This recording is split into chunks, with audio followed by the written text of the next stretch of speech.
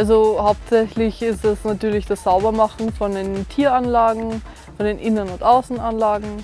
Natürlich hat man auch Tierkontakt, wenn man die Tiere füttert. Man kann viele Tiere auch streicheln, natürlich nicht alle. Und Futtervorbereitung ist auch ein sehr großer Teil unserer Aufgabe. Das ist das, was man wirklich am aktivsten beeinflussen kann, was die Tiere zu fressen kriegen, und das muss halt gut sein. Ja, man muss in den meisten Revieren natürlich an jeder Temperatur halt arbeiten können.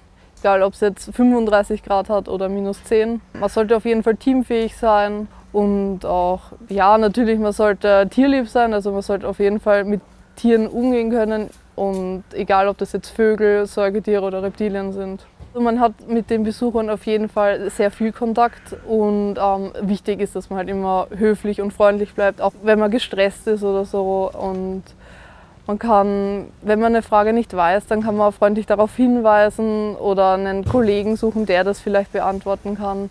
Aber man wird halt sehr oft und sehr viel gefragt von Besuchern, auch öfters dieselbe Frage, 100 Mal am Tag. Also man sollte sich auf jeden Fall darauf gefasst machen, dass es stressig werden kann, dass auch Leute ausfallen können, dass beim Futter vorbereiten man oft vielleicht Dinge sieht, die man nicht sehen möchte, weil Tiere auch Fleisch fressen. Und das sind dann einfach gewisse Dinge, wo man sagt, okay, das ist vielleicht eklig, das schaffe ich beim ersten Mal nicht. Und dass man sich auch bewusst ist, dass man nicht den ganzen Tag nur Tiere füttert und streichelt, dass man auch den Kot wegräumen muss, dass man dort sauber machen muss, dass Dinge passieren, die einem vielleicht nicht gefallen. Es kann sein, dass das Lieblingstier krank ist, dass das Lieblingstier stirbt. Es ist sehr wichtig, da zu schauen, dass man da genau ist, dass man da nicht irgendwelche Sachen verfüttert, die jetzt gefährlich sein könnten, dass wir wirklich schauen, dass es darauf auf das Tier abgestimmt ist. Wenn du bei Reptilien bist, bei Fischen bist oder ob du vielleicht bei großen Säugetieren bist oder vielleicht bei den Affen. Es ist jeweils pro Revier unterschiedlich, und es gibt jeweils die verschiedenen Sachen, die für das Revier dann nochmal speziell sind.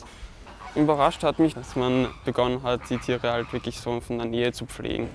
Dass man wirklich näher rangehen kann, als man selbst denkt, und das macht dann einfach großen Spaß. Im Tierpflegerberuf ist es wichtig, dass man körperlich robust ist. Man wird sehr unterschiedlichsten Situationen ausgesetzt, sei es wie heute hier bei diesen hohen Temperaturen der Hitze. Aber der Tierpfleger arbeitet auch im Winter bei Minustemperaturen genauso im Freien. Die Tiere gehören versorgt.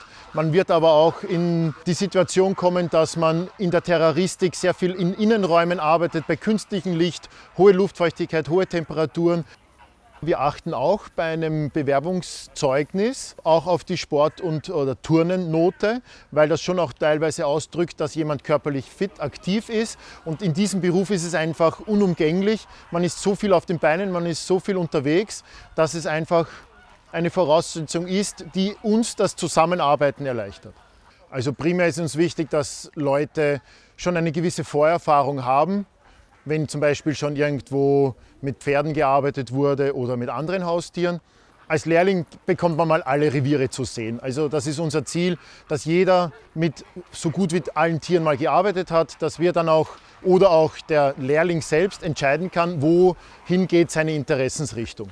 Wenn wir dann eine Spezialisierung haben nach den 3 Lehrjahren, dann wird man da natürlich zu verschiedenen Pflegertreffen oder auch Weiterbildungsseminaren geschickt, sei es jetzt in Richtung Tiertraining, aber auch um vielleicht eine spezielle Tierart genauer kennenzulernen, wie zum Beispiel Nebengelenkstiere oder auch die Elefanten. Laut Ausbildungsverordnung muss jeder Lehrling, der in Österreich Tierpfleger lernt, muss das artgerechte Töten von Futtertieren muss gelernt werden. Weil der Löwe wird nicht Vegetarier werden, nur weil ich nicht das Fleisch besorgen kann. Der zukünftige Arbeitsmarkt für Tierpfleger, denke ich, ist im Größerwerden. Und da wird es auch die Erfahrung und das Management brauchen eines Tierpflegers. Sei es bei einem Tierarzt, sei es in einem Tierheim, einem Gnadenhof oder auch hier bei uns im Zoo.